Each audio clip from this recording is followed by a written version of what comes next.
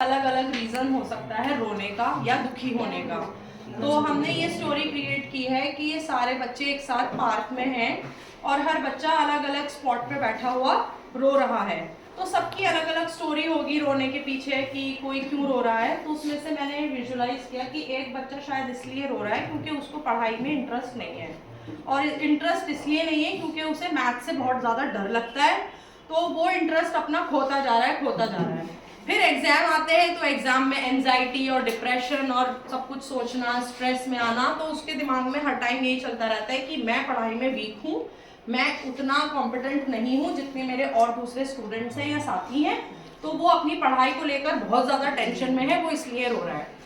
फिर दूसरा जो बच्चा है वो किसी और स्पॉट पर बैठा हुआ रो रहा है, और वो शायद इसलिए रो रहा है क्योंकि वो बहुत लोनली फील कर रहा है और उसके पेरेंट्स ने उसको टाइम नहीं दिया, क्योंकि बिजी लाइफ है, पेरेंट्स की अपनी लाइफ होती है, वो वहाँ पर अपने बिजी चल रहे हैं अपने वर्किंग स्केड्यूल्स के साथ, बच्चे को टाइम नहीं दे पाते।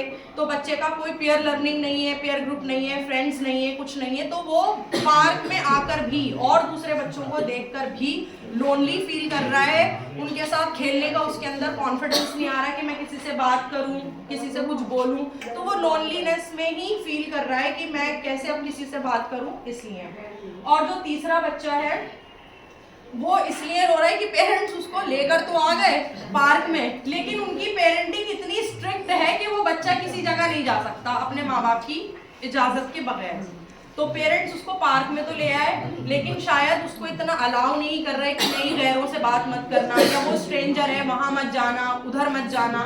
तो वो इसलिए डरा हुआ बैठा हुआ है कि मैं आ तो गया, लेकिन अब मैं बात कैसे करूं, कहाँ जाऊं, किससे बोलूं। तो कभी कभार ऐसा हो जाता है कि स्ट्रिक्ट पेरेंटिंग की वजह से, या हम अलाउ ही नहीं करते अपने बच्चों को जगह जगह लेकर जाना या एक्सप्लोर कराना चीजें, तो इसलिए वो अभी तक रो रहा है। चौथा जो बच्चा है वो पार्क में तो आया हुआ है, लेकिन वो दूसरे बच्चों की तरह एंजॉय नहीं कर रहा। उसके ऊपर शायद उसकी फैमिली की कुछ जिम्मेदारियां हैं।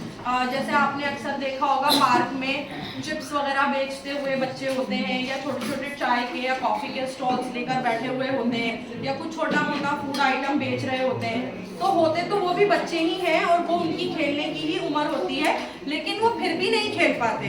एक पार्क में आने के बाद जब देख रहा है बच्चा कि इतने सारे बच्चे तो एंजॉय कर रहे हैं लेकिन मैं नहीं कर पा रहा, क्योंकि उसके सर पे कहीं ना कहीं वो जिम्मेदारी है।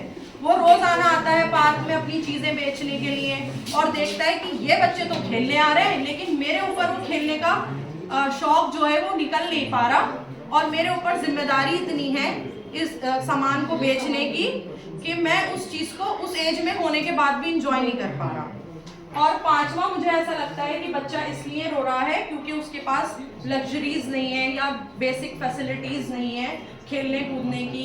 उसके पास वो पार्क में आ गया, लेकिन उसके पास वो वाली ट्राइसाइकिल नहीं है जो दूसरा बच्चा वहाँ पार्क में चला रहा है, या उसके पास कुछ वो टॉयज नहीं है जो सैंड वाले आजकल टॉयज आ रहे हैं ना, जिसमें पूरी की पूरी एक किट होती है और बच्चे सैंड से निकालते हैं, बीच पर जाते हैं, कुछ करते हैं। तो वो देख रहा है इसके पास तो इतने अच्छे टॉयज हैं, ये तो इन टॉयज से खेल रहा है और मेरे पास तो कुछ है ही नहीं, मैं खाली हाथ आया हुआ हूँ। तो इसलिए मुझे लगता है कि इन सब के पीछे ये अलग अलग रीजंस होंगे उदास होने के और रोने के।